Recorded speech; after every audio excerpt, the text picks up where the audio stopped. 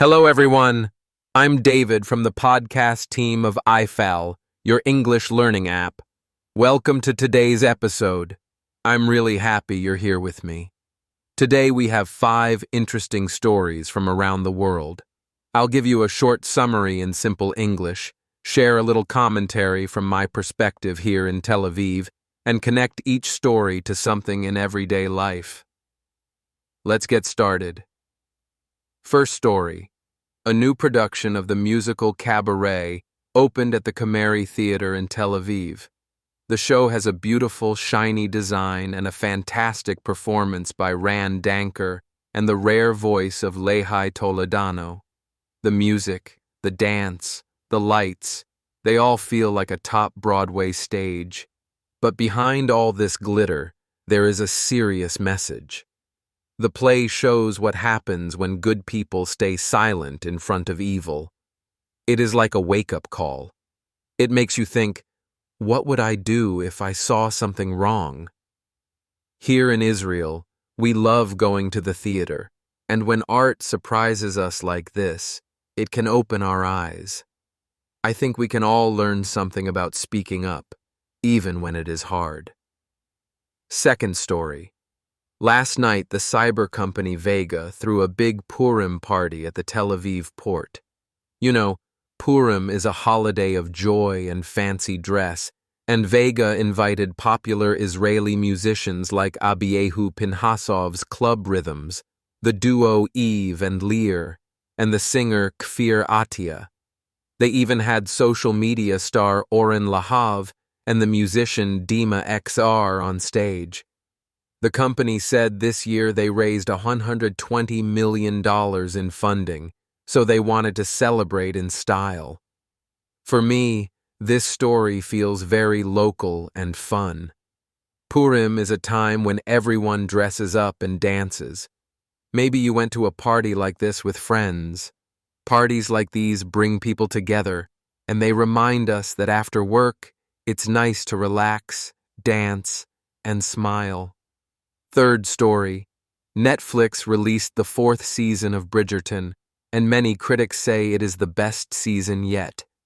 You remember Bridgerton is a show about fancy balls, elegant dresses, and royal palaces.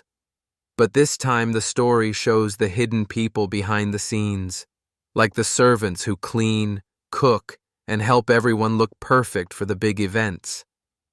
The season starts with floor scrubbing and ends in the Queen's palace. It adds real depth and emotion to the plot, so viewers feel more connected to the characters. I love watching Netflix series on the weekend, and I think Bridgerton Season 4 can teach us about looking beyond the surface. In English, we can say, "Don't judge a book by its cover." This story reminds me of that phrase. There's more to every person than what we first see. Fourth story. Saudi Arabia spent $5.3 billion on a new golf league, but it is losing money. The country spends around $100 million every month on the league, but it does not get much income. Still, the prize money for the players keeps getting bigger. Now the Saudis are looking for someone who will buy a part of this expensive project. I find this story interesting because it shows how big and risky some investments can be. In Tel Aviv, we see many startups with big dreams. Sometimes they grow fast, but they also need real customers and real money coming in.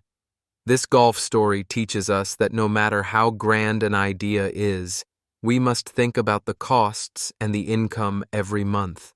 It is a good reminder for anyone who wants to start a business or manage a budget. Fifth story. A high-tech worker in Israel got full training paid by his company, but after the training he left for a higher salary at another firm. The court decided that he must pay back 87,000 shekels for the cost of the training.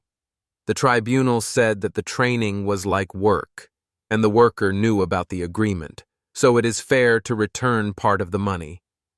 This case shows us how important it is to read the contract carefully before we sign it. Many of us have special courses or workshops paid by our employer, and we may not think about the rules. From my own experience, I signed a training agreement once, and I almost forgot the details. So remember, friends, know your rights and your duties, because it can affect your wallet later. That's it for today's stories. I hope these summaries help you learn some new English words and phrases, and that my little comments make the stories feel closer to home. I really enjoyed helping you learn some English today, and I look forward to seeing you next time. Don't forget, I-Fal is here for you, and lessons are only 20 shekels per lesson. Take care, and bye for now.